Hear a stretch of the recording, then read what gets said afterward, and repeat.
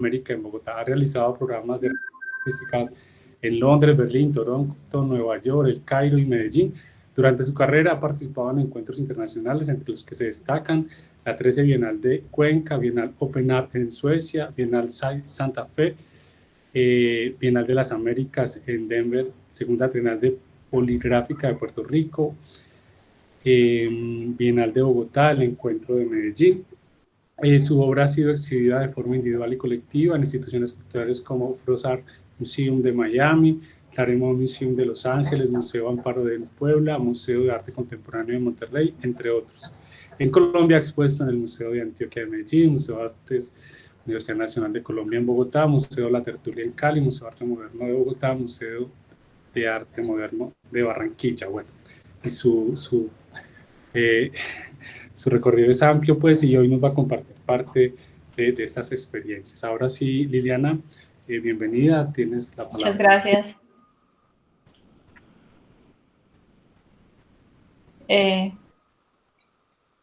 ¿Puedes compartir pantalla? ¿Presentar ahora? Correcto. Sí, listo. Bueno, como ya no los veo, ¿se está viendo la pantalla? Perfecto. Listo. Trabajo, pues realmente me considero, me siento y aspiro a ser una artista plástica y trabajo la escultura y las intervenciones escultóricas desarrollando proyectos que investigan las relaciones que se construyen con el espacio y los objetos desde cuerpos que presentan diversidad funcional, entendiendo la diversidad funcional como cuerpos que son diferentes a la media estadística y que por ello realizan algunas de sus funciones de manera diferente a la media poblacional. Acercarme a ese tema, al tema de la diversidad funcional, me implicó o me llevó a buscar referentes históricos o modelos que hubieran trabajado y hubieran investigado este tema, y me encontré pues con el trabajo de Agustina Palacios y Javier Romagnach, que proponen unos modelos de la diversidad y hacen un recuento histórico. Creo que es importante pues como este contexto, porque entender para mí ese contexto de alguna manera les dio los límites éticos a la manera como yo me quería relacionar con el tema. Entonces pasé por entender que no muy lejano, el siglo pasado, la diversidad tenía unos procesos donde las personas que tenían algún tipo de alteración física eran o negadas o no se reconocía su valor como personas. Después de la Primera Guerra Mundial empezó otro trabajo y era como, está bien, reconocemos la diversidad siempre y cuando pues esa diversidad se rehabilite, sean pues, y cito a Agustina, sean personas que vuelvan a ser normalizadas y que sean válidos y capaces como todos nosotros, como la mayoría, cierro comillas.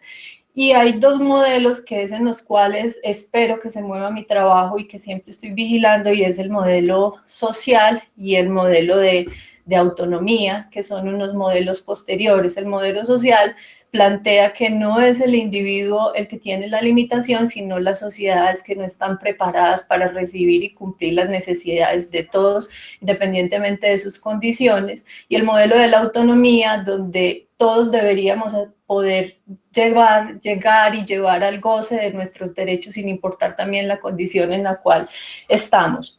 Esa introducción, porque como les decía, esos dos ejes del modelo social y el modelo de autonomía son los que enmarcan el trabajo, y en eso se circunscribe Ciudades Invisibles.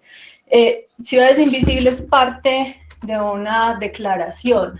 Básicamente es una declaración del uso del espacio público, que es un derecho y que todos debíamos poder movernos por él sin ningún tipo de problema. Este proyecto de Ciudades Invisibles fue en este momento, está pues preseleccionado para la Bienal Sur. Pues la preselección no es una garantía de que el proyecto pues vaya a llegar a la final, pero para mí ya es una ganancia, porque me llevó para poder avanzar a la segunda etapa con ellos, a desarrollar como toda la parte formal y conceptual y de ejecución del proyecto, y hoy pues se los quiero compartir. Este proyecto básicamente inicia de recorridos peatonales por el espacio público. Aquí pues hay algunas imágenes, estas son ciudades del oriente antioqueño. Yo venía haciendo estos recorridos y venía, en esta primera imagen tengo pues como unas distancias medidas de los espacios que hay entre las barreras, entendiendo pues las barreras como aquello que no permite la accesibilidad, ¿cierto? Empecé a hacer esos recorridos y yo pues tenía también como un sesgo en la mirada, empezaba como a identificar barreras arquitectónicas, pero en la pandemia yo debía tomar unos registros de unos sitios que había identificado y cuando vino lo del confinamiento yo no pude salir, entonces me tocó irme a Google Maps a buscar otros lugares que tenía pues como reseñados, pero no tenía el registro y empecé a encontrar que no había simplemente unas barreras arquitectónicas, sino también como una apropiación del espacio público, como un espacio o lúdico o como un espacio también de aprovechamiento particular, donde hay pues una interrupción de lo que es la circulación y el espacio público. Esta imagen en particular, entonces también ese recorrido a través de Google Maps me abrió un poco más como el panorama. Esta imagen es una imagen de una sección vial donde vemos, pues uno se imagina cómo es circular, si nosotros o yo que me muevo pues en mis dos pies, también tengo que estar esquivando cosas, operar esos espacios con unos dispositivos de movilidad o con unas ayudas o soportes, implicaría pues un esfuerzo mayor. Esta imagen me trae, cuando yo vi esta imagen en Google Maps, inmediatamente me llevó al trabajo del artista Sergio Giraldo, que es uno de los referentes de mi trabajo. Sergio Giraldo fue nominado al Luis Caballero en una obra bellísima y súper potente, que él empieza a recorrer la ciudad en su silla de ruedas y unos asistentes pintan las llantas. Entonces él va dejando trazos de ciudad, trazos en la ciudad de su circulación. Esta imagen me llamó muchísimo la atención porque si vemos las escalas normalmente se configuran como una de las mayores barreras que las personas deben enfrentar cuando se mueven con soportes o con ayudas. Y si ustedes ven, la silla de ruedas está trazando unas líneas punteadas. En la representación arquitectónica, ese tipo de líneas, las líneas punteadas, son las que proyectan objetos que están más allá de lo que nuestros ojos pueden ver. La línea punteada normalmente se usa para denotar objetos que están ocultos a la vista. Y básicamente el trabajo de Sergio Giraldo nos está mostrando, y él en el minuto 45, creo, de este video que les estoy relacionando, dice que la ciudad le parecen grises, porque la intervención de él tiene dos etapas, los recorridos en ciudad y una intervención en sitio, que la ciudad le parece gris, que para las personas que se mueven como en una condición diferente es muy agresiva. Y aquí empiezan como a tejerse una suerte de relaciones, porque yo venía también trabajando el libro de Ciudades Invisibles de Italo Calvino, y hay una ciudad en el capítulo que se llama Las ciudades y los ojos, que es Valdrada, y Valdrada es una ciudad que se refleja, una ciudad que no es simétrica, y que todos los rostros están como invertidos, y la parte final del texto de Valdrada dice: las dos Valdradas viven una para la otra, mirándose a los ojos de continuo, pero no se aman. Estos son recortes, retazos pues como de ciudad que empecé como a sacar, a extraer de lo que son nuestros andenes, que si uno hiciera pues una descripción para alguien que no los puede ver, sería algo así como esas descripciones de Marco Polo en Ciudades Invisibles, pues que son como imposibles, como absurdas. Cierro pues como esta reflexión con una diapositiva de un colectivo que es Colombia Accesible. Ellos tienen cuenta en Twitter y en diferentes redes y van subiendo donde se encuentran como con impedimentos, y me parece muy pertinente dejar esta imagen porque la diversidad funcional no es un tema de ellos o nosotros. La diversidad funcional es un aspecto inherente a la condición humana, y creo yo pues que en la mejor de las circunstancias para cada uno de nosotros llegará con la vejez, que también es algo pues que creo que de lo que no nos escapamos.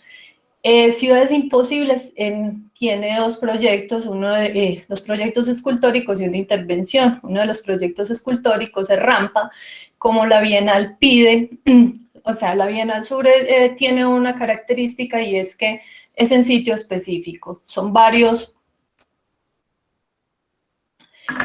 lugares donde se van desarrollando proyectos y uno postula una ciudad y una intervención.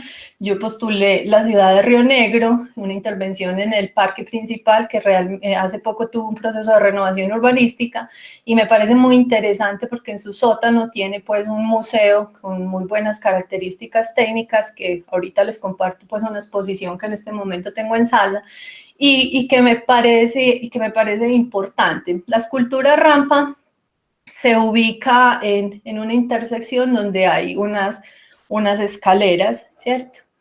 Y es una porción del suelo que se levanta y que se configura con unas características. Esto es pues como una idea de un predimensionamiento.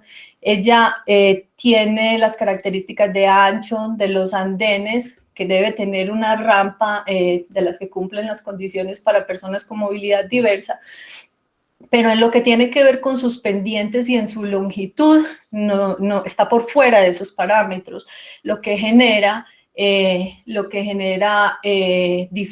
no se pueda recorrer de corrido y que para poderla recorrer por partes las personas deban estarse subiendo y bajando pues de la rampa para moverse en ella. Es una circulación interrumpida la que se daría pues a través de la rampa. Comparto esto también porque para mí los procesos son muy importantes. Cuando yo empecé a pensar en esa rampa, inicialmente arranco con el gesto escultórico y trato de que esos bocetos estén siempre conmigo, que no vayan a ser en esos procesos ya racionalizados de la formulación, que se pierda como el gesto, como lo que en el momento, esa parte emotiva que también quería pues plantear en el proyecto. Eso es, del gesto escultórico paso al modelo, son modelos pequeñas maquetas y luego viene pues la parte proyectual que fue la que acabaron de ver. Un segundo proyecto es un dispositivo de movilidad que también que es un artefacto que expande el volumen del cuerpo y que las personas operan para que puedan tener como esa experiencia. La idea es que ese dispositivo esté en los puntos de la ciudad que tiene pues como con todo su sistema de bicicletas y que esté disponible y que las personas pues que se quieran mover o que quieran usarlo puedan ir de un lugar a otro. Se propusieron unos trazados con unos recorridos viales pues que tienen unas topografías diversas y donde pues yo he detectado también que va a implicar un cierto esfuerzo moverse con el dispositivo. En la parte final de lo propuesto a la exposición colectiva, a la Bienal, hay una exposición colectiva donde pues la curaduría elegiría 10 artistas, aprovechando pues el Museo de Artes de Río Negro, y se les pediría que sobre una obra ya hecha piensen estrategias para que otros públicos puedan acceder a ellas, otro tipo de poblaciones. Y hay un tema que más adelante lo desarrollo con la exposición que tengo y es para quién están pensadas las exposiciones. ¿Quién puede? ¿Cuál es el público? O sea, hasta dónde nosotros también como en esa planificación contemplamos la diversidad. Eso por esta parte pues del proyecto de Ciudades Invisibles, de estas 3 etapas que contiene. El siguiente proyecto del que les quiero hablar es Antifrágil. Antifrágil es un proyecto que en este momento está en sala en el Museo de Artes de Río Negro y pues de manera oficial creo que estará hasta el 12 de octubre, pues no tengo otra fecha. Y tiene una pregunta, y fue una pregunta que en determinado momento me hice y es, ¿qué pasa si cambian mis condiciones físicas y yo vuelvo a ese espacio doméstico, a un espacio doméstico que no está preparado para mí? ¿Qué pasa si me ocurre un accidente? Y voy a leer una definición de accidente que da Octavio Paz sobre la obra de Marcel Duchamp, pero que me parece pertinente también, y dice, el accidente no es sino una de las formas en que se manifiesta un designio que nos sobrepasa. Ignoramos todo, casi todo de ese designio, salvo su poder sobre nosotros. Entonces, en ese ubicar en donde quería yo trabajar ese proyecto está el espacio doméstico.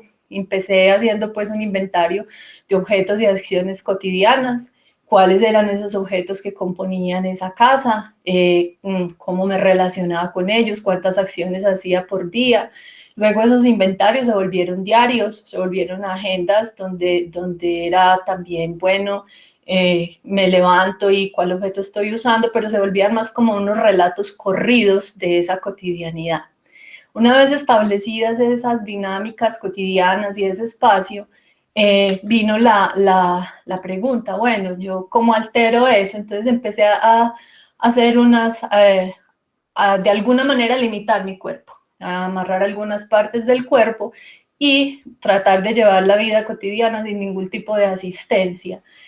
De ese proyecto empecé a sentir los objetos de una manera diferente, o sea, las cosas tenían un peso que no era el peso que visualmente tenían o que se conocía, sino un peso que me daba la imposibilidad para acceder a ellas, los bordes los sentía más gruesos, la cama cuando estaba mucho tiempo en ella y a veces inmovilizada la columna con unas tablas, la cama se sentía como con un hueco, profunda, era a veces cuando me quitaba las vendas yo sentía el cuerpo inflado como ancho, entonces empezaron a aparecer unas características que eran volumen, fuerza, rigidez que empezaron a ser llevadas a los objetos.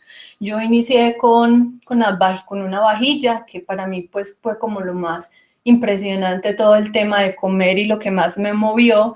Una vajilla en cerámica, que sí hay unas piezas que son sólidas y que se proyectan a diferentes extensiones del cuerpo y que también hablan de unos pesos en los objetos.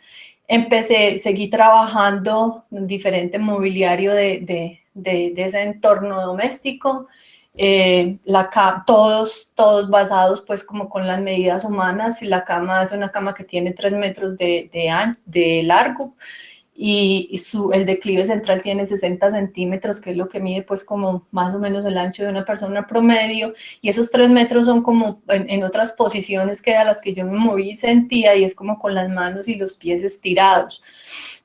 En esa búsqueda en ese formalizar esto en objetos, también trabajé con la revisión de historias de vida de personas que habían atravesado procesos que modificaban sus condiciones físicas. Y eso también es como uno de los parámetros o de los límites o de mis criterios de trabajo, y es recoger la experiencia de terceros, pero experiencias que hayan sido publicadas, bien sea en un libro, bien sea en un podcast, bien sea en un texto, pero que sean públicas. O sea, porque de alguna manera siento que cuando las personas escriben o son dueñas de sus procesos y los publican, realmente me están entregando lo que quieren que yo sepa de esos procesos, y empiezo a interpretar. Esta silla, por ejemplo, parte del trabajo de Marta Yu, es una mujer que sufrió quemaduras en el 80% de su cuerpo, y ella plantea que su tacto cambió, que ella no volvió a percibir las cosas de la misma manera, solamente por esas sensibilidades. Estas sillas azules son unas sillas hechas de manera convencional, pero la textura es una textura que es como una lija. Entonces, la semana pasada alguien que visitaba la muestra me hizo una pregunta, pues pero como por qué ese material y no el material de la silla. Y yo le decía que los materiales también tienen una doble condición. Una seda suave, pero si tú estás con una seda rozándote la piel todo el tiempo, esa seda va a dejar de ser ese elemento suave. Sentarse en una silla que puede ser muy, muy suave, si uno se sienta sin los apoyos y sin controlar los brazos, pues te vas a caer y te puede raspar. Siempre hay una doble condición, dependiendo de la situación en la que uno se relacione con los objetos. Entre las piezas que están en la sala también hay un espejo, y es un espejo que no tiene un reflejo claro, es un espejo que tiene como una especie de bruma y de alguna manera modifica lo que vemos en él. Y parte también de esas reflexiones, Philippe Lancôme fue un sobreviviente de la masacre de Charlie Hebdo, y escribía temas con el reflejo, yo, ¿por qué me veo así? Yo estoy intentando, era un tema de reconstrucción del rostro para volver a verse como era antes, y al final termina aceptando que no hay un volver a ser el que era antes, y ahí vuelve y entra lo que decía Octavio Paz, es algo que nos cambia y no hay como una vuelta atrás. Las piezas, todo el mobiliario, entonces Antifrágil es una instalación que tiene una connotación doméstica, son piezas que hablan de ese espacio, pero desde la no funcionalidad. Es un espacio disfuncional, es un espacio donde los objetos fueron intervenidos. Yo había estudiado a Donald Norman. Donald Norman habla de la psicología de los objetos cotidianos, de por qué se hacen, cómo se hacen, y de alguna manera cuando estaba empezando a trabajar esos objetos, también les apliqué como un contradiseño para que no fueran funcionales, para que fueran objetos que estuvieran un poco más allá de esa característica de uso y función. En estos objetos, esto es un mesón que tiene pues su superficie en acero de 1 metro de ancho, y hay unos estándares que si tú estiras la mano, los mesones tienen que tener 60 centímetros y que las puertas deben ser de la altura que te llegue a la cintura en lo cotidiano, en lo normal. Pero ¿qué pasa si yo quiero acceder a un mesón en una posición sentada? O si quiero abrir una puerta y no están las manijas. Entonces estos objetos que no obedecen a esos estándares, que están por fuera, también están cuestionando, no, la palabra no es cuestionar, también proponen una mirada y una lectura diferente.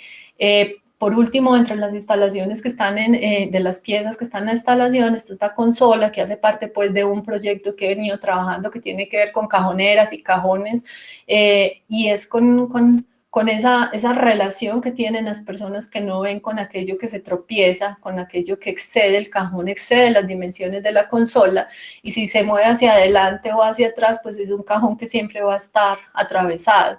En sala en este momento hay 27 piezas escultóricas, trabajadas desde la negación o la no funcionalidad, o desde sus materiales, o desde la escala, o desde las alteraciones o modificaciones geométricas.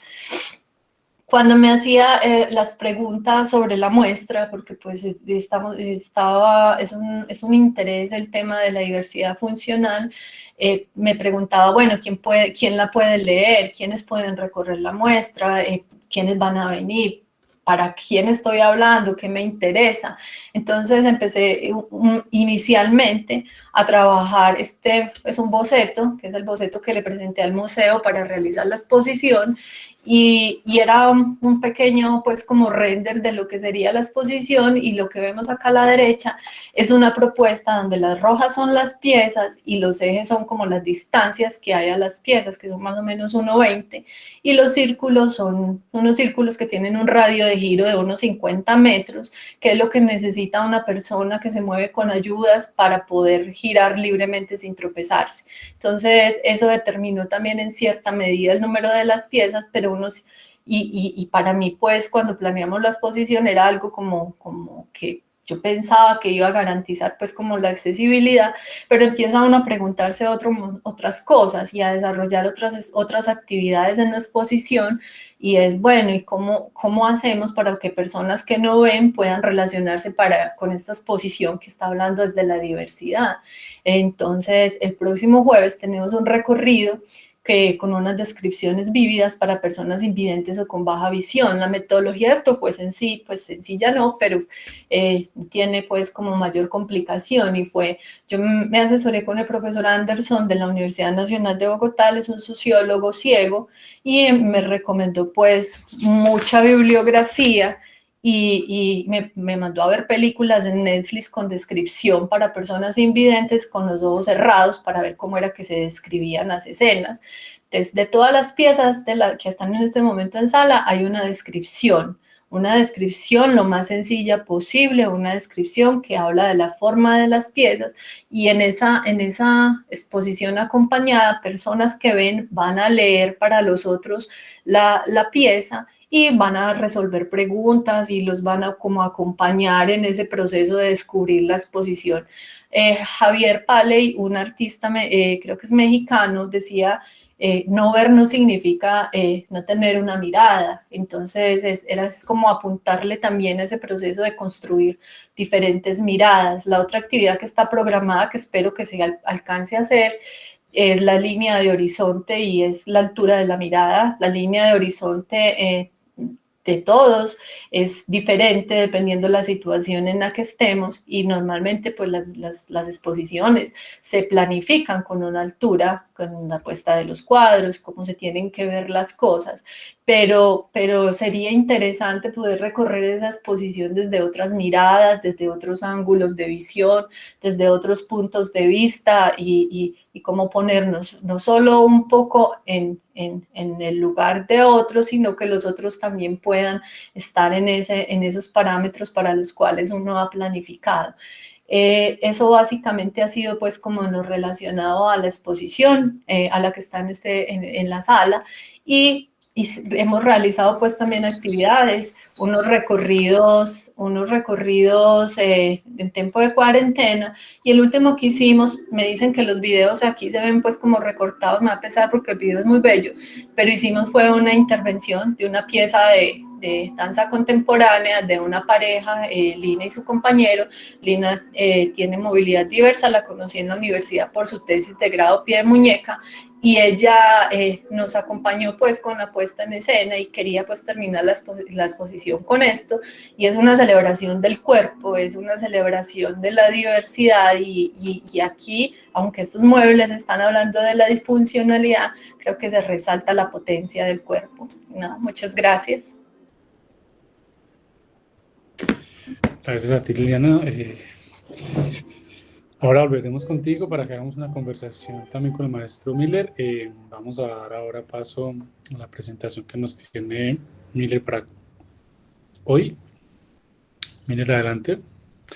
Buenas Saludamos a tardes. quienes se han conectado recientemente. Estamos en conversatorio sobre procesos de investigación, creación del área de investigación y propuestas. Los invitados que tenemos hoy son Liliana García, egresada del programa de Artes Visuales de la Universidad de Antioquia, sección de Oriente, una artista pues emergente con una trayectoria que acabamos de ver varios de sus procesos bien destacados, y ahora vamos con el maestro Miller Lagos. Adelante, Miller.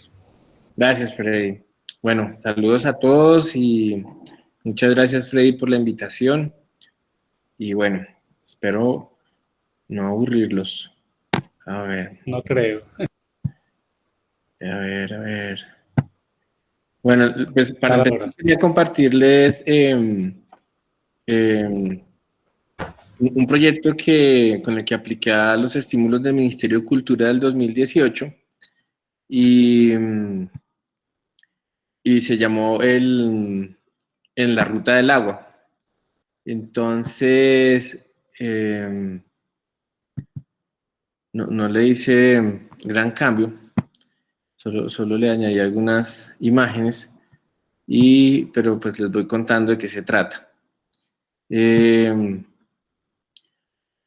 Bueno, pues desde hacía mucho tiempo me intrigaba mucho lo que sucede en el Medio Oriente, de por qué es un lugar tan conflictivo, si la sensación que tenemos de ese lugar es como que es muy árido, que el agua es un elemento escaso, y en fin, pues pensamos que allí pues las disputas tienen que ver más con los hidrocarburos, con el acceso al mar y los corredores del comercio. En fin, entonces, pues decidí pues uno de los temas que más me atrae, pues es la naturaleza, y pensaba un poco en cómo en esta región pues se dieron grandes avances en la civilización, y fue un territorio que pudo ser testigo del crecimiento de culturas como en Mesopotamia, en Egipto, y bueno, de allí muchas cosas que irrigaron Europa y luego América.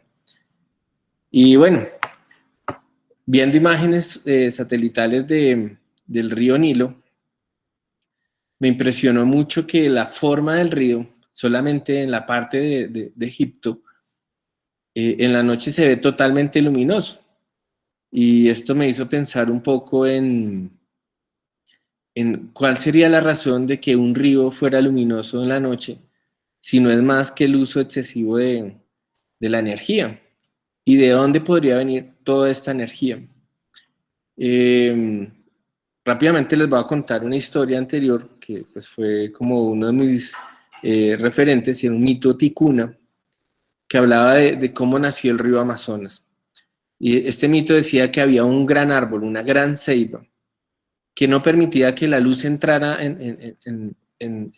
abajo del follaje de los árboles. Entonces la selva era triste y era oscura. Los primeros habitantes, que eran semidioses, Ipi y Epi, se pusieron a la tarea de encontrar la razón por la cual no entraba la luz a la superficie. Lanzaban con caucheras semillas a lo alto, las cuales perforaban este techo vegetal, dejando entrar un rayo de luz, que rápidamente, por algún mecanismo, como si pasara una mano por encima, este orificio era tapado. Y así sucesivamente hasta que llegaron a un gran muro, un muro de madera. Ellos empezaron a rodear este muro y se dieron cuenta que era un tronco. Duraron varios días, si no creo que meses, para poder rodear el tronco. Entonces ellos pensaron que este tronco debía soportar un árbol tan grande cuyo follaje era lo que no permitía que la luz entrara. Llamaron a todos los animales y se dieron a la tarea de comerse el tronco, de irlo rasguñando y mordiendo hasta cortarlo totalmente. Curiosamente el tronco nunca cae, queda flotando. Entonces envían a la ardilla a mirar qué pasa. Cuando la ardilla llega a la copa del árbol, se da cuenta que hay un oso perezoso que sostiene con sus piernas el árbol y con sus brazos se aferra a un gran lucero. La ardilla le dice: ¿por qué no sueltas el árbol? Necesitamos la luz. Y el oso le dice: no, mi misión es sostener este árbol y este fue mi compromiso con el Creador. Entonces ella baja, le cuenta a todos en la superficie lo que sostenía el árbol. Entonces deciden enviarle un ultimátum con hormigas y hojas de ortiga. Sube esta legión de hormigas. La ardilla le dice: bueno, o lo sueltas o te vamos a atacar.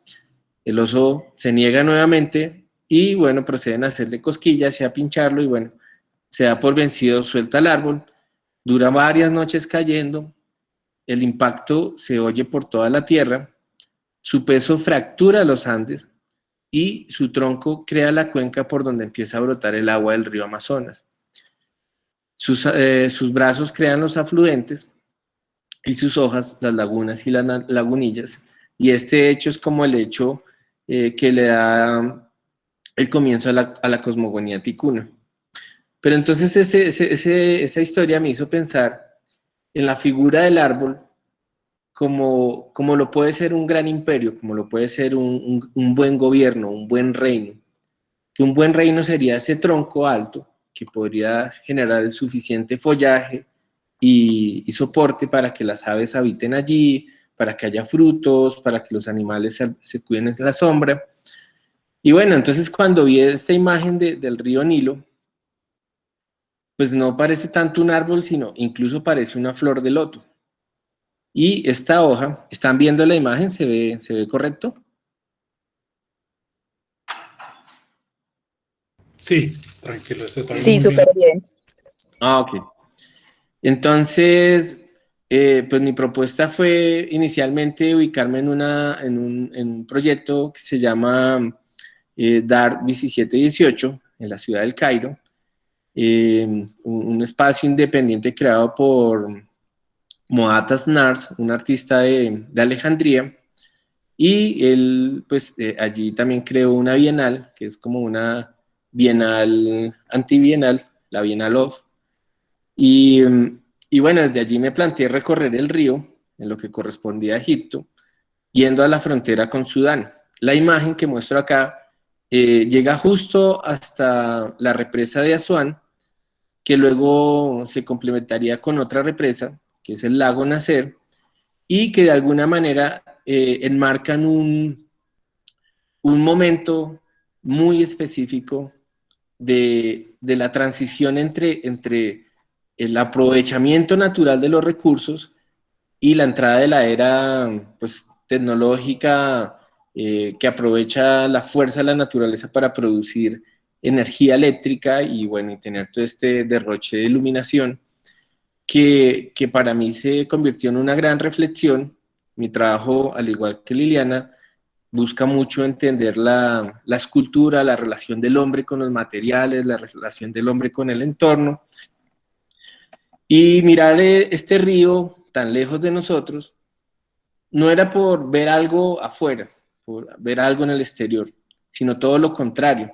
Era por contraste y por oposición ver lo que nosotros tenemos. Este río es el único río que se encuentra en Egipto. El resto es desierto. Hacia ambos costados del río, el país está lleno de tierras infértiles hasta llegar al Mar Rojo. Y todo esa herencia de arquitectura, de tecnología, de escultura que dejó esta civilización, se dio a lo largo de este gran río. Entonces, bueno, aquí lo más luminoso es el Cairo, esta otra franja de acá es Alejandría, esto es el Sinaí, luego esta costa de acá sería Israel y Palestina. Y bueno, me pareció interesantísimo que allí sucedió una decisión, y es que la energía que traía el agua, la corriente del agua, desde tiempos faraónicos, especialmente el periodo ptolomeico, se trajeron las ruedas norias que tenían la posibilidad de utilizar la fuerza del agua para capturarla y elevarla y ponerla en otros canales que podrían distribuir el agua como un sistema de riego. Este objeto sería pues el primer motor de aprovechamiento de los recursos naturales. Obviamente las hidroeléctricas nacen de este mismo principio. Pues en su momento fue muy cuidadoso con el entorno, fue una manera de aprovechar todos los nutrientes que traía el agua, que traía el río en su recorrer por más de 10 países, en su unión con el Nilo Azul, que vendría de Sudán bueno, ahora no recuerdo el otro país, que traerían los limos que dijeron que todo ese valle fuera fértil. Pero en el momento que ellos deciden hacer estas grandes represas, ellos tuvieron varias razones. La principal eran las inundaciones. Curiosamente, cuando en Egipto estaba el verano, al sur de África estaba el invierno. Entonces, las lluvias y las inundaciones terminaban por canalizar grandes cantidades de agua que vendrían a inundar la parte superior del río y pues que correspondería a Egipto.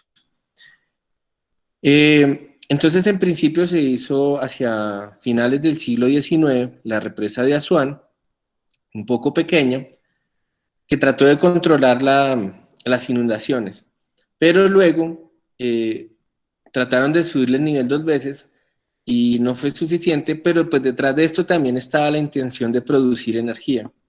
Entonces hacia 1959, 1960, en el periodo de Nasser, se proponen hacer una gran represa, tan grande que inundó parte de su país vecino que fue Sudán, y hicieron una mega hidroeléctrica que con más de 12 generadores producen tanta energía que pueden hacer que el río se vea luminoso en las noches. Pero al margen de esa gran solución, en el recorrido que hice por Egipto, me encontré con esto. Estas ruedas milenarias que se van reparando con el tiempo, están acompañadas de todos los desechos que vamos botando en el entorno. Igual que en cualquier país, no saben qué hacer con el plástico, no saben qué hacer con los residuos químicos. Pero qué triste ver el otro gran río del mundo con un entorno como este, lleno de basura. No está en todos los lugares de la misma manera, hay lugares que se ven aseados, pero sí en general hay un gran descuido. Pero qué extraño que siendo la única fuente que les dio de comer por milenios,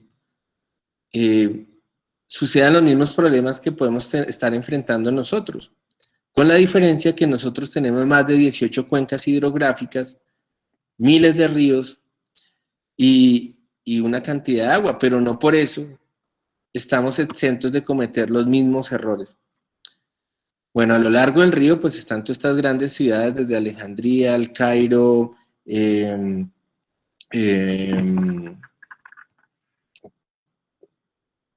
¿cómo es que se llama esto? Se me fue la palabra. Karnak, Edfo, bueno, en fin, hasta Busimbel. Hay una arquitectura preciosa, las mezquitas con sus grandes minaretes o faros, unas super ciudades, y Luxor, esta es la ciudadela en el Cairo, que el interior fue construido con la cobertura de las pirámides que fue retirada para hacer el interior de esta gran mezquita. Jalil Jalili en el Cairo. Un impresionante desarrollo, pero nada de esto sería posible si no hubiera existido ese gran afluente. Entonces, bueno, traté de tomar muchas visiones del lugar. Este es la residencia, queda en una zona que se llama el Fustak y está rodeado pues, de barrios muy humildes, con muchísimos niños dispuestos a trabajar en las actividades que se propongan allí. El lugar era fantástico porque habían talleres de alfarería, talleres de cerámica, talleres de lámparas en latón y vidrio, y talleres de fundición en bronce. Entonces, pues bueno, esta fue una experiencia espectacular. La alfarería que se producía allí, pues también depende del río porque los recursos utilizados son tierras que vienen del sur de Egipto, de Asuán. Entonces, bueno, allí me puse en la tarea de improvisar con la alfarería. Esta es una versión del río Nilo. Aquí los hornos, bueno, en fin.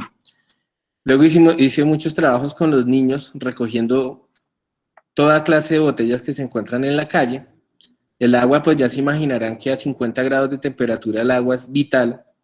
Hay unos grandes reservorios de agua en la calle con un vaso amarrado y la gente para y se toma su sorbo de agua y continúa, pero pues obviamente esto da terror. Hoy en día daría aún más terror. Entonces, pues la gente prefiere comprar su botella de agua, pero luego no es visible como un proyecto que trate de canalizar todo este recurso plástico y pues pasa a ser parte del paisaje urbano. Entonces aquí, bueno, tratamos de armar estructuras con los niños, estructuras ya conteniendo agua, en fin. Luego hicimos como series de proyectos de acción y reacción, y por mi parte pues traté de ir clasificando las formas de todas estas botellas para luego tratar de reproducirlas de una manera más tradicional en cerámica. Aquí trabajamos, bueno, aquí les hablé de un artista colombiano, Oscar Muñoz, de su proyecto Retrato. Yo los puse a dibujar sobre platos recién quemados, pero pues la temperatura era alrededor de 38 grados, el agua no duraba mucho sobre el plato, entonces era tratar de retener el dibujo trabajando rápidamente. Bueno, esto fue hace exactamente 2 años, un amanecer, recorriendo el río. Aquí pues el amanecer sobre el río. Esas grandes embarcaciones pues son cruceros, duran alrededor de 5 días yendo desde Luxor hasta Asuán, y la otra embarcación con las velas es una feluca, que es como la embarcación tradicional que sube con la corriente y luego desciende con el viento. Vestigios de ciudades antiguas o de canteras. Bueno, las columnas en Luxor, que son realmente impresionantes. Incluso muchas de estas piedras que están aquí, son granito rojo, fueron trasladadas en piezas únicas de 300 toneladas a través del río. Entonces, bueno, lo otro que contó Freddy al comienzo, pues también soy casi ingeniero mecánico, pues todo esto me generaba una cantidad de preguntas de cómo las movilizaron, de cómo las trasladaron, y pues no era más que un conocimiento muy profundo de las crecidas de los ríos, de los pocos recursos vegetales que hay en la región. No hay muchos árboles, la mayoría son palmeras. Este es el templo de Luxor. Aquí al otro lado le falta uno de los obeliscos, es el que está en París, en los Campos Elíseos, en la Concordia. Este fue tomado de este lugar. Y bueno, estoy aquí de vuelta en el Cairo, pues haciendo las botellas. Traté de construir una ciudadela de botellas en arcilla. Y bueno, esta era una primera presentación que les tenía. Voy a mostrarles un par de videos de dos proyectos que realicé, uno en el 2016 y otro en el 2017, que pensaban precisamente en hacer evidente esa energía que es inherente al agua en su recorrido, al agua como un vehículo que no solo le da la posibilidad a la vida, sino que también le da dinámica a las cosas. Entonces, bueno, el primero es muy cortico, es este Chorreras. Ah, no, perdón, este no.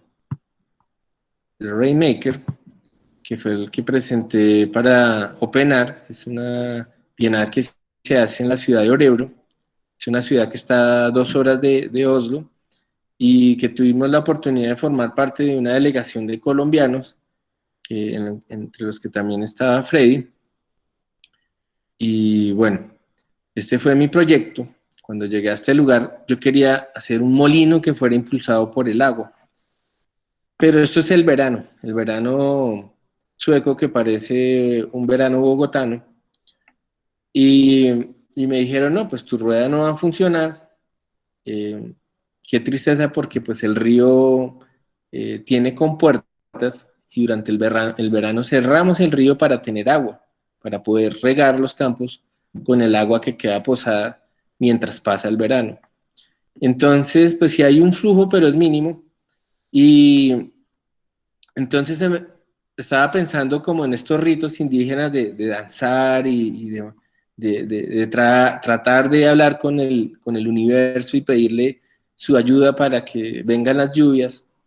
Entonces se me ocurrió que podría ser una rueda, que ya no usando la energía de la naturaleza, fuéramos nosotros mismos los humanos los que le imprimiéramos el movimiento y aportáramos nuestra energía para hacer un riego, un pequeño riego al interior de la rueda.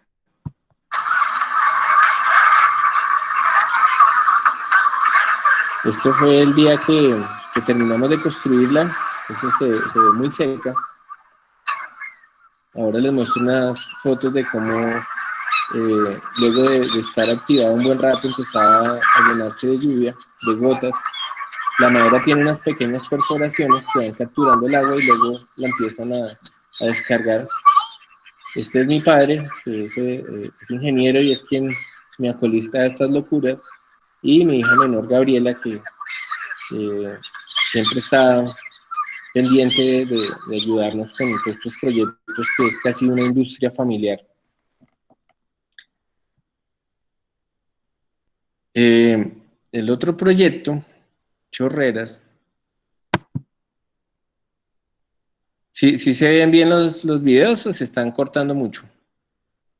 Pues entrecortan un poquito, pero pues se alcanza a percibir un poco. Bueno, y aquí le voy a quitar el sonido y voy hablando. Vale. Ok. Bueno, aquí está mi padre, esto es en el estudio aquí en Bogotá, en Las Nieves. Esta es una maqueta que hicimos para visualizar lo que iba a suceder en Cuenca, en Ecuador.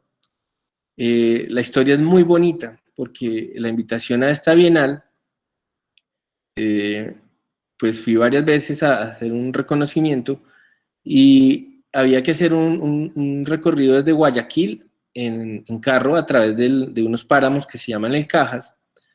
Y hay una cosa impresionante en el Cajas, y es que es un sistema lacustre de más de 200 lagunas de las cuales salen unas pequeñas hileras de agua que les llaman chorreras. Estas se van uniendo unas a otras hasta que empiezan a formarse quebradas y luego riachuelos.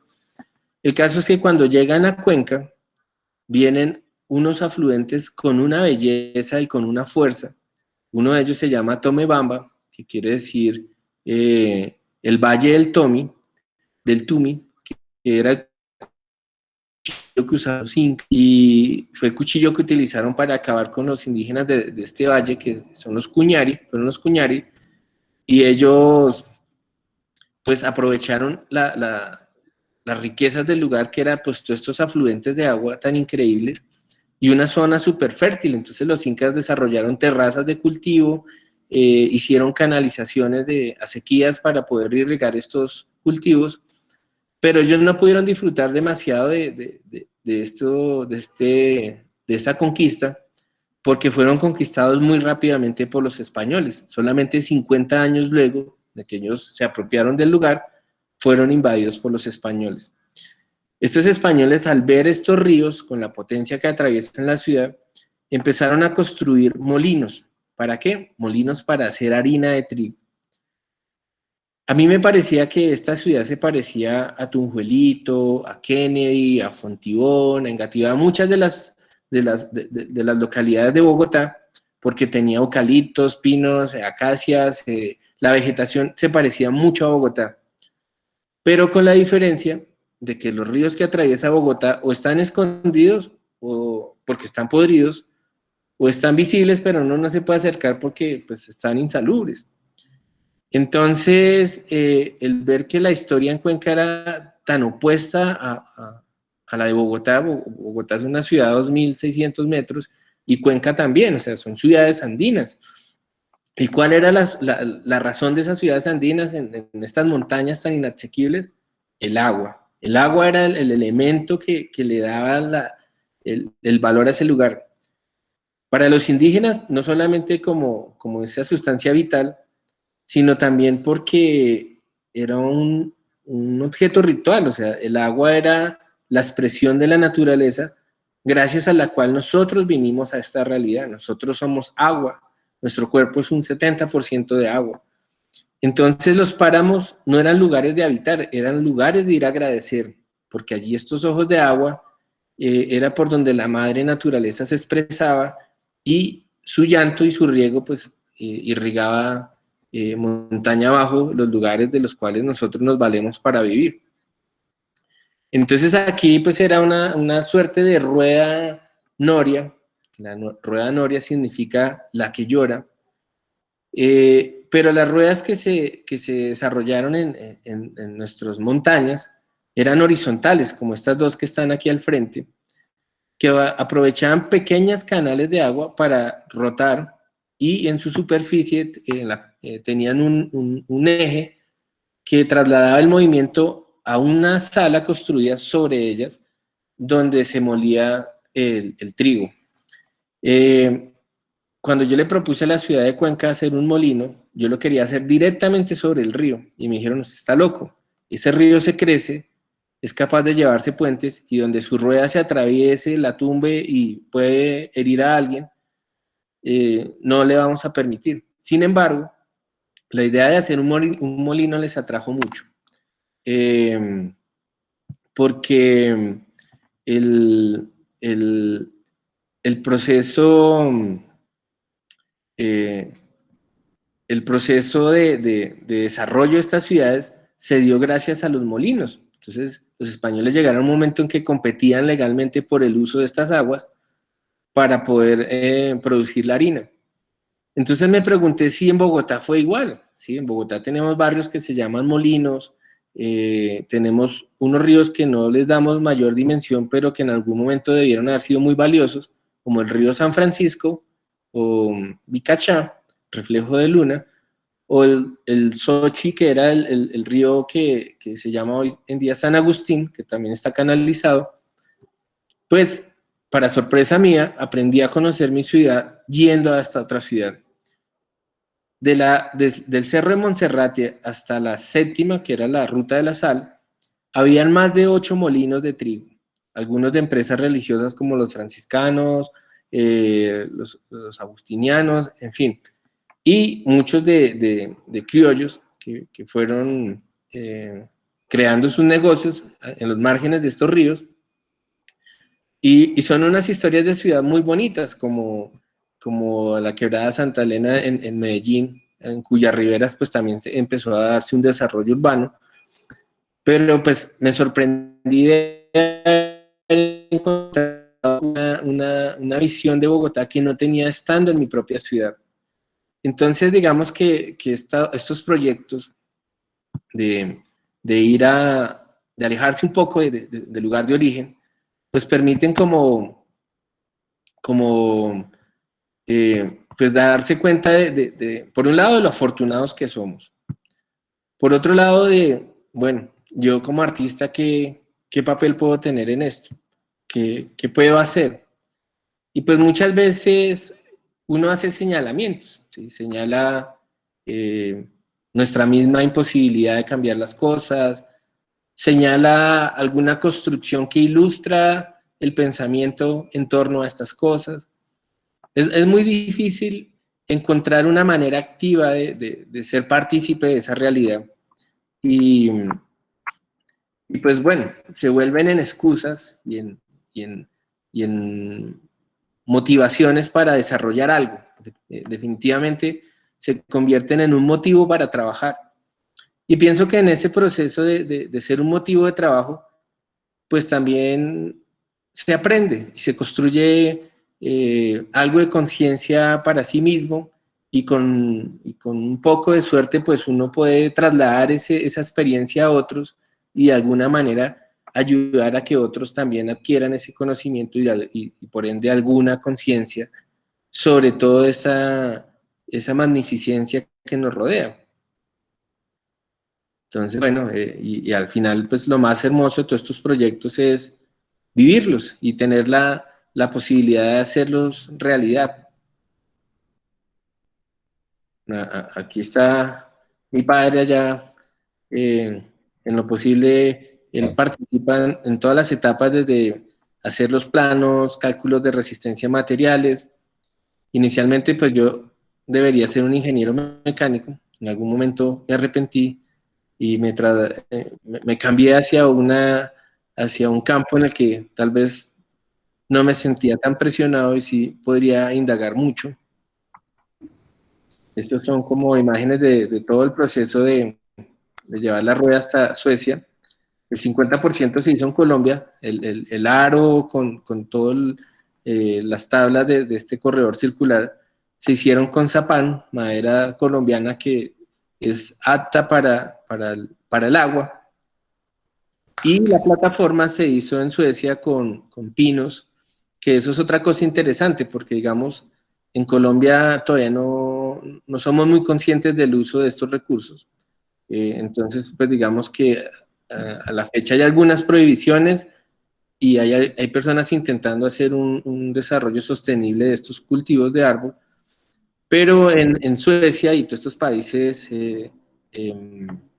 escandinavos, que en algún momento de su historia llegaron a agotar los recursos, llegaron a acabar con sus maderas, entonces llegaron pues a la solución de hacer monocultivos y pues de tratar de restablecer la fauna y los ecosistemas, cosas que no se pueden recuperar una vez se deteriora todo un sistema. Aquí, bueno, mi padre posando apenas terminamos, aquí ya usuarios y esta era más o menos como la actividad dentro de la rueda cuando ya está movilizando el agua. Esto lo mostramos en Bogotá, y eso fue muy interesante, hicimos como una piscina artificial, y pues la gente entraba a Corferias con su gabardina de plástico y su sombrilla para entrar en la rueda y tener un poco de lluvia. Pero al final y al cabo de todos estos procesos no queda más sino la mirada pues de mi propia impotencia, ¿sí? De lo irreversible que es volver las cosas a su estado original.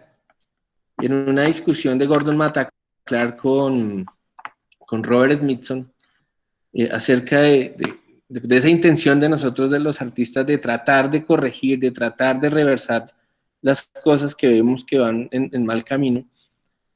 Robert Smithson le dice, mira este ejemplo, coges una caja dividida en dos, la mitad de la caja la llenas de arena blanca, la otra mitad con arena negra. Cierras la caja y pones a girar la caja en el sentido de las manecillas del reloj. Después de unas tantas vueltas, frenas, abres la caja y te das cuenta que granos blancos, se alcanzan a identificar los granos. Cierras la caja nuevamente, sigues girando en el sentido de las manecillas del reloj. Cuando abres, ya hay un tono gris. Los granos se han ido, las partículas se han ido mezclando perfectamente hasta componer un color monótono, intermedio. Entonces él le dice, ahora gira la caja en el sentido contrario a las manecillas del reloj. Gírala, gírala, y trata de abrirla cuando consideres que las partículas recuperaron su lugar original. Al abrir la caja, lo que se encontró es que el gris cada vez era más acentuado y la imposibilidad de regresar a su origen era cada vez más lejana. Entonces, bueno, hablando del río Nilo, cuando ellos crean esas dos represas en la cabecera de su afluente en la región que les correspondía, ganaron la energía eléctrica, ganaron muchos megavatios de poder que les permite iluminar cada una de sus casas, tener los televisores, los equipos de sonido, el internet y en fin, todas las posibilidades de uso de la energía.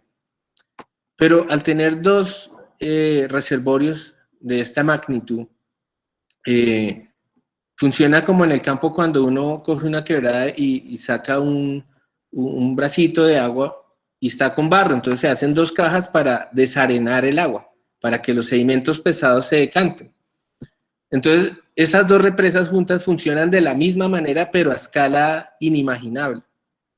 Entonces, todos los sedimentos que en un diseño perfecto de la naturaleza, por miles de años trajeron el limo a los territorios del Sahara, de repente todo ese trabajo se perdió. Entonces, arriba del lago Nasser, o río abajo, mejor decirlo, se sobresedimentó el fondo del río. De represas hacia arriba, el río se erosionó. Como hay que poner unas rejillas enormes para que los animales no pasen y entren a las turbinas, pues los cocodrilos jamás volvieron a su templo en Edfu, que está a 3/4 de recorrido del río. Entonces el Nilo no volvió a tener ni cocodrilos, ni hipopótamos, y mucho menos pescados. Porque al no tener ese limo que nutrió esos campos por millones de años, pasó igual que acá. Entonces tocó comprar agroquímicos, productos industriales para fertilizar el suelo, y esa hojita que se veía a un lado, que es el oasis el Fayum, que hasta ese lugar también fui, hay unos lagos de una belleza exuberante, hay flamencos rosas allí. Yo quería meterme allí al agua, y me dicen los locales, no sea loco, usted sale en huesos de ahí, eso es tan ácido que un pez no puede sobrevivir. Está el flamenco porque pues sus patas no tienen carne y ellos se alimentan de las bacterias que nacen del ácido que hay en el agua. Para poder sembrar los peces, para criarlos, tienen que sacar el agua e inundarla con penicilina. Entonces, todos estos sedimentos que se dieron a las laderas del río para los cultivos, reemplazando lo que la naturaleza ya les había dado, acidificó el río, al punto que pues da tristeza decirlo, y no soy nadie para decirlo, pero se sacrificó a un ser sagrado. Y todo el delta del Nilo se salinificó, porque la sal del mar empezó a penetrar hacia el continente. Entonces, lo que parecía una gran solución que iba a prevenir y controlar las inundaciones, pero además iba a traer esa cosa maravillosa que nos mueve a todos los humanos, que es el desarrollo, terminó yendo en contravía de una cosa milenaria que pues trajo demasiada evolución, lo que nos imaginemos. Entonces, desde astronomía, aritmética, lenguaje, bueno, en fin. Y para los que nos gustan los materiales, un manejo de la materia impresionante. Entonces, bueno, pues de todo esto no me quedan sino preguntas, y solo podría como seguirlas señalando. Entonces, bueno, hasta ahí está la presentación. Muchas Gracias, gracias. Miller. Qué interesante que nos han compartido nuestros invitados hoy.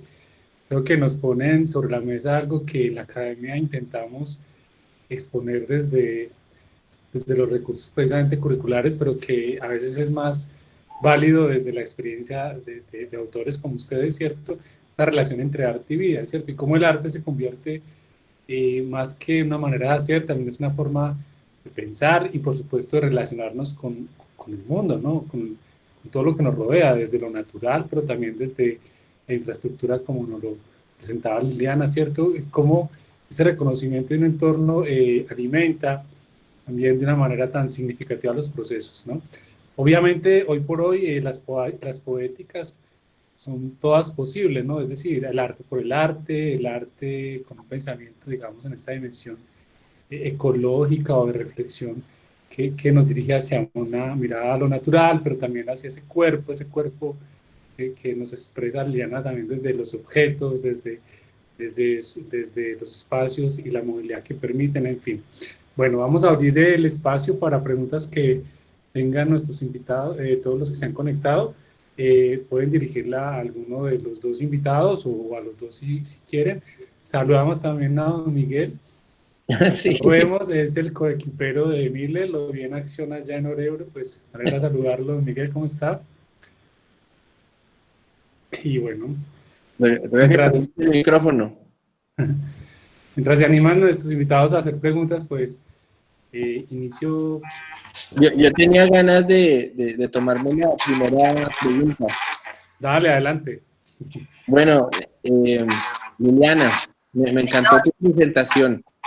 Y me encanta pues como todo el manejo que has hecho de todo este mobiliario, estos dispositivos diseñados en función del hombre, sí, a escala del hombre. También tocas unos temas que tienen que ver con el río, ¿sí? Y es que la vida misma es un flujo, ¿sí? Los corredores, las calles, las avenidas, todo se piensa como un río, ¿sí? Y pues de alguna manera ese río debería permitir el fluir de todos. Pero pues como tú lo señalas, a veces la arquitectura o el diseño urbano se encuentra en situaciones en las que hay muchas decisiones que impiden que ese flujo sea democrático. Exacto. Entonces, el desarrollo urbano en el que las calles deberían crecer, pero luego está la propiedad privada que no quiere ceder o que quiere sobrevalorar su predio, bueno, en fin, hay una cantidad de cosas. Y entiendo en tu trabajo que hay una mirada hacia señalar esa imposibilidad o ese obstáculo. Sí. Pero me preguntaba en esta propuesta que tienes para la Bienal del Sur, que me parece espectacular, me acordaba un poco de este arquitecto danés, Engel, ¿cómo se llama él? Es de apellido Engel. Que es joven. Sí, súper jovencito. La nueva arquitectura, sí, sé quién es, pero no recuerdo el nombre.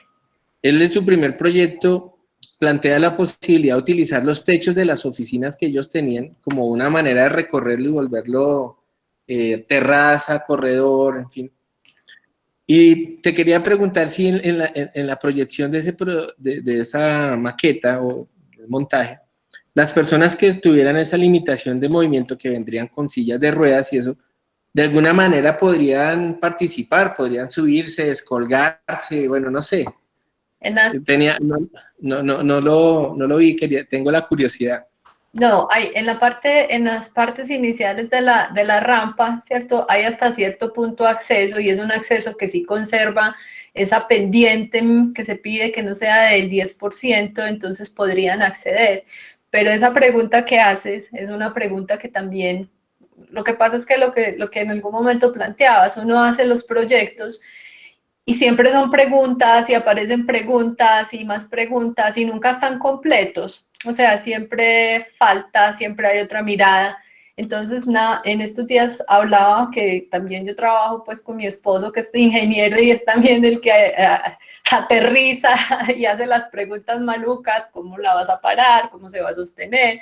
Entonces hablábamos de eso, de que bueno, hay un dispositivo para caminar, para moverse en bipedestación, pero ¿y qué tal un dispositivo para que en esas sillas de ruedas también se puedan mover y puedan acceder a esas piezas? Entonces es otro proyecto que ya empezamos pues como a pensar, pero siempre son esas preguntas y los alcances que se van abriendo. Okay. Ya me acordé el nombre del arquitecto. Es Sí. Bjarke Angel. Ah, sí, Freddy lo puso por acá en las notas, sí, lo vi, claro. Y el tema claro, de esas fachadas que igual lo planteaba Le Corbusier, con los techos, que son la quinta fachada. Entonces es como esa parte, sí. Bueno, tocará ir a ver tu proyecto cuando lo tengas instalado. Muchas gracias. Bueno, alguna pregunta, por favor, en el chat, si desean preguntar algo a nuestros invitados, bienvenidos. Miller, yo quiero preguntarte, ya que le hiciste una pregunta, Liliana, ahora vamos contigo. Siempre hay una referencia a lo natural en muchos de tus procesos, ¿cierto? Tenemos desde las tallas de los troncos con estas acumulaciones de papel periódico, ¿cierto? Donde hay una referencia precisamente a lo natural, pero siempre hay una mediación de lo cultural y por supuesto a veces de una dimensión incluso a veces política, ¿no? Histórica. Cuéntanos un poco más de todos estos elementos que ingresan a tus procesos, ¿cierto? Ahora hay un énfasis, digamos, en los proyectos que nos presentaste hoy, bueno, más que un énfasis, como un lugar de revisión que tenía que ver pues como con el agua, ¿cierto? Las cuencas hídricas, pero también estas revisiones tan interesantes desde los valores históricos, ancestrales, pues que a veces escapan, ¿no? A lo visual que presentan las propuestas, ¿no? Y que qué bueno escucharte porque nos dabas una idea también de cómo es que operas también en el proceso de investigación y creación. Pero cuéntanos un poco más de estas otras dimensiones que acoges en los procesos. ¿Cuáles son tus intereses, tus móviles principales? Y podrías de pronto compartir un par de imágenes de otras propuestas que ilustren estas otras miradas, digamos, con una dimensión a lo natural, pero mediada por lo cultural o lo histórico o lo económico también en algunas que he visto. Bueno, ya entonces les muestro unas pocas imágenes.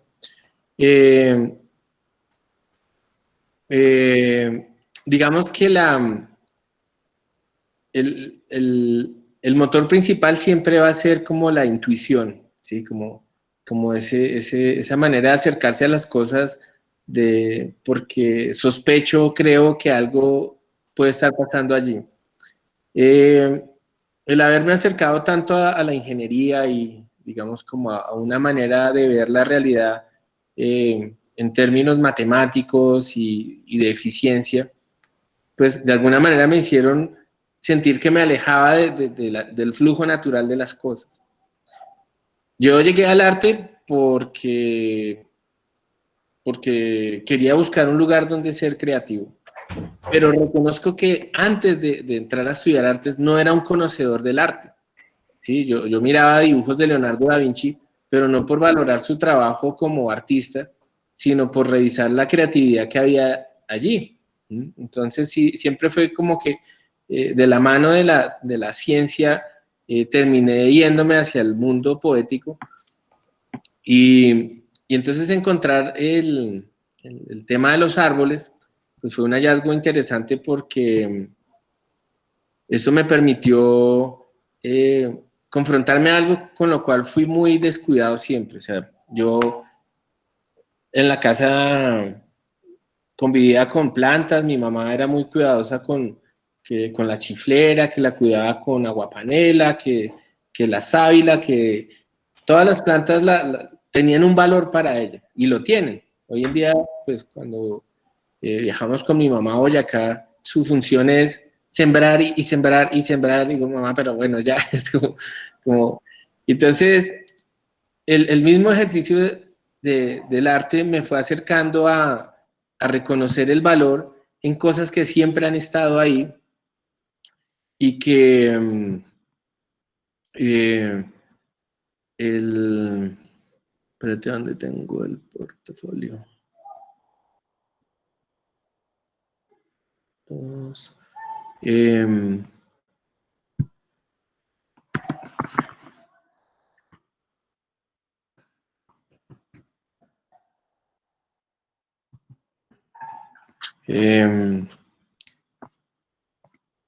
pues la historia de los árboles, bueno, que las he contado muchas veces a muchos de los que están aquí presentes,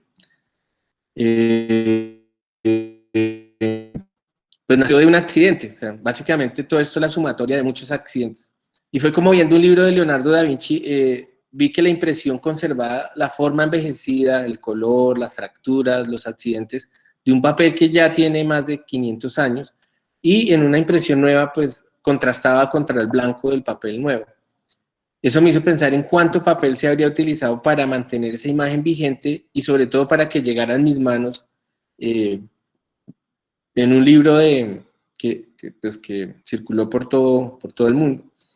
Y es así como entonces me puse a reproducir imágenes, al principio imágenes de, de Durero, porque traté de buscar el árbol no solo como una referencia, sino como el soporte de impresión en el papel, transformado en papel, y también como la matriz, pensando en las planchas. Entonces todas estas eran xilografías, y las que más me impresionaron pues fueron la Apocalipsis.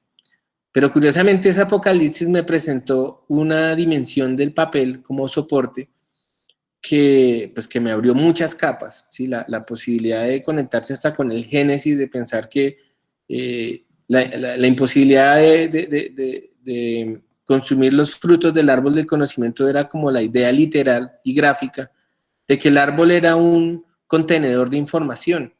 Entonces, de alguna manera, la idea de memoria, de archivo, está en la función del árbol también. Entonces, bueno, todas estas primeras piezas fueron con impresiones en offset que tomé de una publicación de Durero, y pues las impresiones originales eran xilografías, pero de un manejo increíble porque, bueno, la línea era perfecta y parecía más como un agua fuerte, pero además aprendí a trabajar muchísimo el material. Este fue como el primer proyecto en el que trabajé muy de la mano con mi padre, porque cuando empecé a tallar estos árboles, pues yo le ponía un peso encima del bloque de papel que había reproducido varios miles de veces, y la misma fuerza con la que usaba un disco de corte, empujaba el papel y me desarmaba el bloque. Entonces, pues invité a mi padre para que me ayudara a solucionar este tema, y entre los dos creamos una prensa que me permite mantener el papel prensado y rotarlo a la vez para irlo tallando. Este color café nació pues, precisamente del descubrimiento, porque yo no pensaba hacer árboles, pensaba hacer unas rocas, simplemente siguiendo el contorno de los dibujos de Da Vinci. Pero cuando estuve en ese proceso, el papel se quemó por efectos de la fricción y empezó a oler a madera. Entonces encontré que la esencia del árbol se mantiene dentro del papel, pero que además, como en el árbol, la información se iba guardando en sus anillos, el papel de alguna manera siguió teniendo la misma función dentro de la construcción cultural. Entonces fue el soporte por excelencia para toda nuestra construcción. Y ahí hay una cosa bellísima que pues, también se conecta con los egipcios, y es que esa es una necesidad muy humana, y es la de tener memoria. Entonces, pues los egipcios grababan muy profundo sobre la piedra para evitar que el tiempo borrara esa memoria, y que tal vez en una vuelta a esta realidad existiera la posibilidad de que alguno de esa información le permitiera recordar a ese individuo si ya había estado aquí. Y pues de alguna manera todos estos documentos nos permiten retener la información de muchos años. Unos de estos libros son Biblias, estos son Biblias, ahí está el Corán, el Torá, cuánto libro sagrado encontré. Otros eran compendios de arte como la Enciclopedia Salvada, hasta los libros de Phaidon y de Taschen. Y había una versión bellísima que eran libros de bolsillo del comunismo, de la izquierda. Entonces ese tuvo una instalación diferente, que era el árbol talado por su aparente inclinación. Entonces, de alguna manera, el árbol fue transformado en papel, y como papel pasó a desempeñar una tarea fundamental dentro de la humanidad.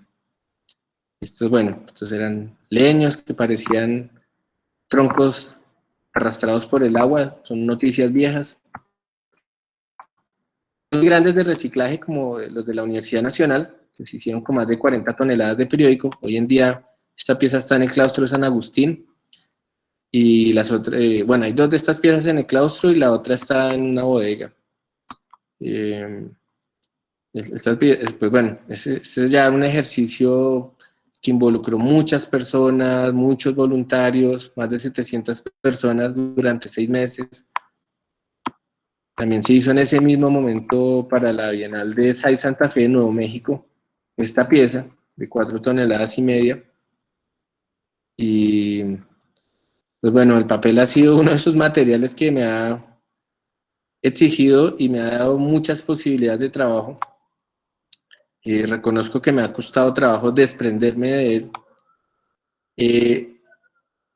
Esta imagen, que es de un grabador, de un explorador alemán, Carl von Martius, fue como otro detonante del cual nacieron los anillos de tiempo, que son estos collages redondos con papel periódico. Y es que cuando él remontó el río Amazonas en 1830 y se encontró con la Gran Ceiba, a su regreso a Alemania él describió lo que había encontrado, y su artista lo dibujó a él, explicándole, y utilizó la idea de varios indígenas tratando de abrazar ese enorme tronco. Y él pintó como un bosque de ceibas, como si todos los árboles fueran del mismo tamaño. Pero lo más interesante es el nombre que le dio: los árboles que nacieron antes de Cristo en las rivieras del río Amazonas. Entonces, de alguna manera le dio una datación, pero esa datación solo hubiera sido posible, en su momento, cortando uno de estos troncos y contando sus anillos, lo que hubiera sido un total sacrilegio. Pero encontré una solución, y fue ir girando la imagen hasta que la misma imagen de ese árbol, el primer collage fue con ese grabado, construía estos anillos concéntricos. Estos ya son con periódicos del diario El Tiempo, 400 hojas del mismo día, la misma hoja 400 veces, y el resultado de esta superposición pues son estas composiciones que parecen como textiles, como sombreros volteados, como tapetes. Este fue uno de los primeros, lo hice en Toronto, con un diario de Toronto, y eran solo información de la bolsa de valores, el Dow Jones, el oro, el petróleo, y era como esa traducción que hacemos de la naturaleza terminaba sirviendo como mecanismo para una elaboración orgánica que me devolviera la mirada hacia lo orgánico, hacia lo natural. Ese es más o menos el proceso. También hicimos una serie en Londres con el Times. Ahí, ya nomás... Dices como, señala la intuición como tu elemento rector, pero es una intuición consciente también. De alguna manera siempre hay como unos signos recurrentes, y seguramente esto es por esos espacios de indagación, también por tu propia sensibilidad frente a la materia o frente al objeto, o frente a aquello que pueda nombrar lo natural, pero incluso desde estos lugares donde están estos cruces con lo cultural, ¿cierto? Lo histórico, que me parece pues como tan tan interesante y que seguramente por eso es que muchos de los que están presentes conocen tus propuestas. Bueno, pues qué bien que nos ampliaste un poco este panorama. Vamos ahora con Liliana. Tenemos dos preguntas en el chat. ¿Las has leído de pronto, Liliana? Sí, sí, señor, pero quería acotarte algo a lo que decías de la intuición del maestro Miller, y es, hay alguien, Catalina Restrepo, que trabaja con portafolios, decía que la intuición es como un yo del futuro que viaja y nos ayuda como a tomar decisiones rápidas. Entonces ya, bueno, empieza a contar. Bueno. Bueno, Monsalve nos pregunta, pues sobre todo, pues te felicita, y la pregunta es, ¿el público del cual deriva su reflexión puede interactuar con estas piezas? Es decir, ¿están pensadas como mobiliario utilitario? ¿Cabe ese uso en su formato final para los que tienen otro tipo de movilidad? Hola, maestro Edwin, qué alegría verlo, pues, y escucharlo. Yo le tengo mucho cariño porque con un ejercicio con él en un taller de dibujo fue que yo empecé a trabajar con la escultura y el mobiliario. O sea, hoy hubo como un pequeño detonante, entonces me da mucha alegría. Bueno, yo entiendo la pregunta. Sí, o sea, el mobiliario es elaborado como se elabora un mueble tradicional. O sea, las piezas resisten si alguien decide usarlas o si decide pues cómo interactuar con ellas. Están modificadas, pero son piezas en su disfuncionalidad funcionales. Pero la reflexión en la que está pues el mobiliario específicamente es una reflexión que nos brinda a las personas que no hemos tenido es enfrentarnos a objetos que no están en nuestros parámetros, esos modelos o esas piezas modificadas. Si alguien quiere interactuar con ellas, podría, pero no están pensadas como para que personas con movilidades diversas, o sea, no tienen como una función de uso, sino que son por sí mismas disfuncionales. Esa es como su sentido. Vi otra pregunta, ¿cierto? De alguien que me preguntaba. Sí, Joan Sebastián nos te pregunta si su trabajo busca abordar la discapacidad como una individualidad en el arte y llevar esa individualidad hacia un mensaje motivador, o el de la visibilización de la discapacidad o la democratización hacia los discapacitados en el arte. Ahí me suscribo. Como desde la, ¿cómo? Sí, señor.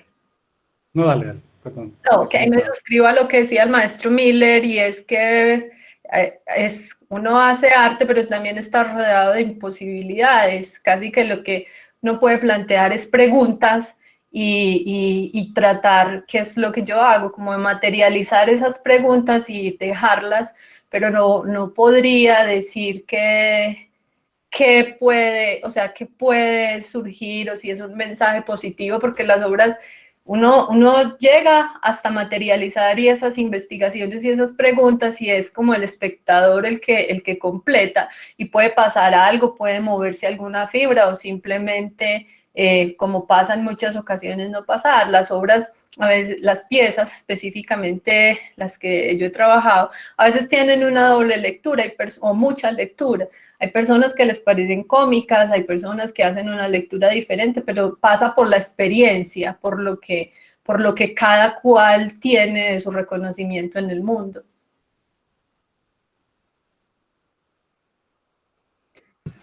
Por aquí hay otra pregunta que la hace el jefe Julio César para Liliana. La propuesta quiere retar las formas normatizadas de la movilidad, tanto a nivel de la bipidación como de las movilidades diversas. Hay que cuestionar la movilidad general de nuestras sociedades. Otra alegría que me da ver al maestro Julio, pero esto está lleno como de regalos para mí, gracias, y también le tengo muchísimo cariño. Sí, la propuesta es como de las movilidades, cuestionar no solo la movilidad en bipedestal, no cuestionar, esa palabra no sé, sale como, es generar unas miradas, es proponer moverse de otra manera, y como que contestaba el maestro Miller ahorita, claro, surgió, bueno, ¿y qué pasa con los que ya tienen la movilidad con dispositivos o ayudas? ¿Cómo puedo yo modificar sus alturas? ¿Cómo puedo que también accedan o que tengan otra visión? Entonces, en ese sentido se desarrollan los dispositivos. La movilidad en nuestras sociedades, pues, ahí uno señala, o en esos recorridos que yo veía o los que he trabajado, siempre hay un señal, hay una manía mía también, como estar midiendo los espacios por donde, son como las obsesiones, como los espacios por donde pasa alguien, cómo cabe, cómo se relaciona. Y es generar esas preguntas. Bueno, si yo no paso, entonces, ¿qué otro tipo de artefactos o de personas pasan? Y es más estar como al servicio, siendo como un observador y señalando cosas. El maestro Santiago Vélez decía algo como que uno no se debería llamar artista, sino que debería ser como observador, que esa debería ser pues como la tarea y la esencia de esa función de ser artista, es un observador. Entonces, son como, no sé si respondí, maestro Julio, la pregunta, pero para mí sí hay es un cuestionar de esos espacios de movilidad. Y miraba en lo que les planteaba en el ejercicio inicial, que cuando hice la revisión por Google Maps, como que la foto un día, el aparato tomó un día la foto, un día de sacar basura. Y me sorprendió mucho ver los andenes de muchas ciudades llenos de bolsas de basura, porque todos sacamos la basura. Pero no sé si es que no hay una hora o a destiempo, y también esa movilidad en las ciudades se condiciona o se modifica por actos tan sencillos como que atravesamos sobre esos espacios que son de movilidad. Ok, Liliana, muchas gracias. Tenemos otra pregunta para el maestro Miller, que la hace Ilona. El árbol y el río están hermosamente relacionados. ¿Cuál fue el detonante en tu proceso creativo que unió estos dos grandes asuntos? Bueno, uno de ellos fue el mito que les conté iniciando la charla, que se llama Wone, o el gran árbol de agua, pero era algo como que a mí me iba sugiriendo la forma de los ríos. ¿Sí? Hay muchos ríos. A mí me encanta hacer lo que tú hiciste por Google, Liliana, de visitar los lugares que no puedo ir físicamente y tratar de entenderlos. Cuando miraba por Google, veía la forma que tenían los ríos, me parecía súper interesante los deltas, y llegaba a esa idea de que tal vez los ríos se ven como árboles. Pero pues también esa forma de los árboles la tiene el sistema nervioso, el sistema circulatorio. O sea, dentro de nosotros también tenemos esos ríos. Pero río y árbol tenían esta conexión. Y fue una vez viendo un documental de un amigo, Andrés Borda, que en Puerto Nariño entrevistó a un narrador indígena, que él contaba esta historia sobre el nacimiento del río. Y él me mostró su registro y dije, carajo, eso era lo que me estaba imaginando, pero era como una conciencia muy interesante, porque como los ticunas tenían esa manera de dibujar la superficie y al mismo tiempo en sus recorridos en canoa por los brazos del río iban construyendo un mapa como si lo estuvieran viendo satelitalmente. Y el resultado de ver el río satelitalmente era como ver la huella de un gran árbol que chocó la tierra. Entonces, ahí se me fundió la idea del río con el árbol. Y luego, cuando hicimos la exposición en el 2014 en el Museo de la Universidad Nacional, estuve 6 meses trabajando pues al tiempo con otros artistas, con Delcy Morelos, con Abel Rodríguez, pero sobre todo hablando con Abel Rodríguez, que es este artista bora de la Araraquara, que ya tiene más de 80 años, y él pues se acercó al arte por una razón de comunicación, porque cuando algunas compañías holandesas, bueno, no estoy seguro, vinieron a la Amazonía a tratar de clasificar los árboles. Ellos pues buscaban al conocedor, al botánico de cada comunidad, para que le contara cómo se llamaba el árbol en su lengua nativa, tratar de hacer una traducción al español y luego pues hacer una traducción al idioma de esta fundación. Entonces en ese proceso le enseñaron a Abel a dibujar primero con carboncillo, luego con acuarela, y eso le despertó a él una atracción increíble por representar lo que él ya conocía perfectamente.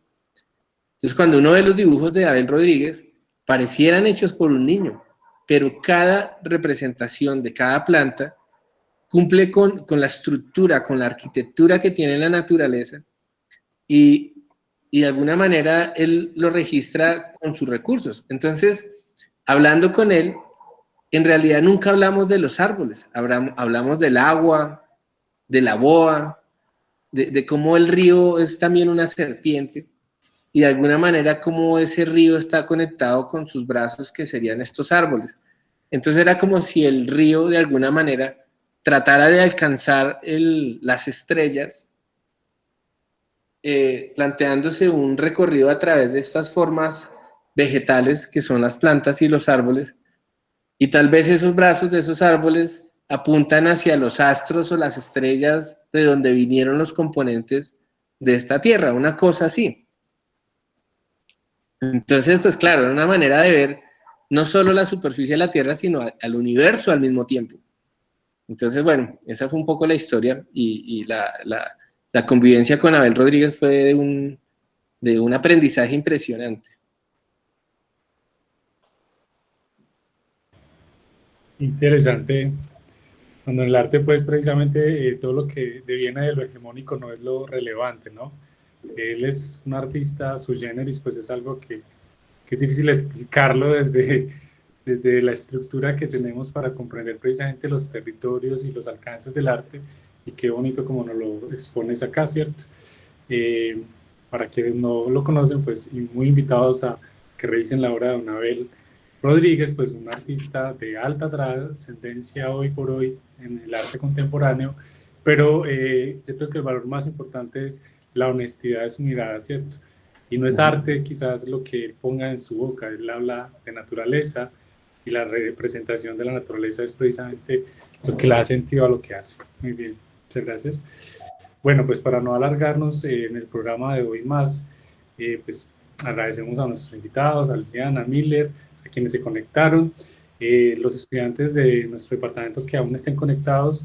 Al comienzo del chat, o lo voy a refrescar, les tenemos una invitación muy especial de la profesora Liliana Patrici del Comité de Autoevaluación de nuestro programa. Estamos en un proceso precisamente de revisión curricular, entonces aprovechamos este espacio para invitarlos a que diligencien esa encuesta tan necesaria desde su experiencia para poder proyectarnos a la nueva versión del pensum, que va a incidir directamente en algunos de ustedes, pero van a apoyar, van a ayudar a mejorar los procesos para quienes vienen en cortes próximas a ingresar a la universidad.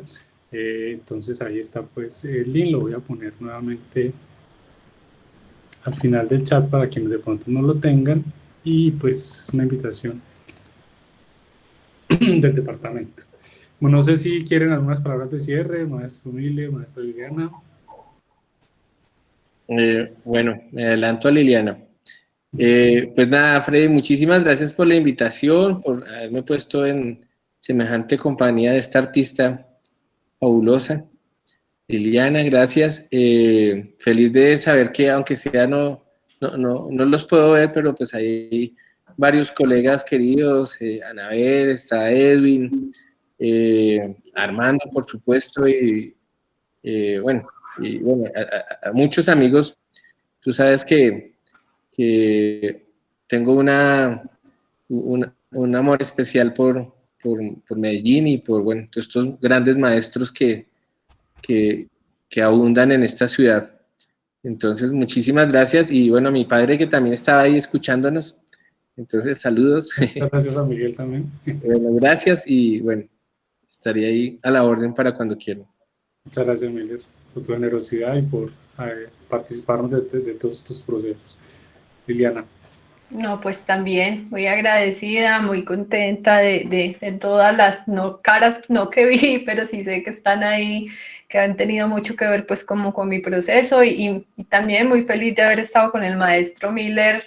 Reconozco que es uno de mis artistas preferidos y yo estuve en Arbo maravillada viendo la Rueda del Agua, pues, y ni siquiera sabía pues quién era el artista, no lo conocía, pero me parece un proyecto muy bello. Muchas gracias por la invitación también. Bueno, mil gracias. A quienes nos escuchan todavía, los invitamos a que se conecten con este programa en su segundo ciclo. Cambiamos la periodicidad, vamos a hacerlo cada 15 días. Sabemos que hay ya muchos espacios en formatos similares en la ciudad y en el país. Entonces, para no seguir aportando a la saturación, vamos a relajar un poco la agenda y va a ser cada 15 días para también aprovechar mejor los invitados que tendremos en cada sesión. Mil gracias y buenas noches a todos. Hasta luego, gracias. Hasta luego. Chao.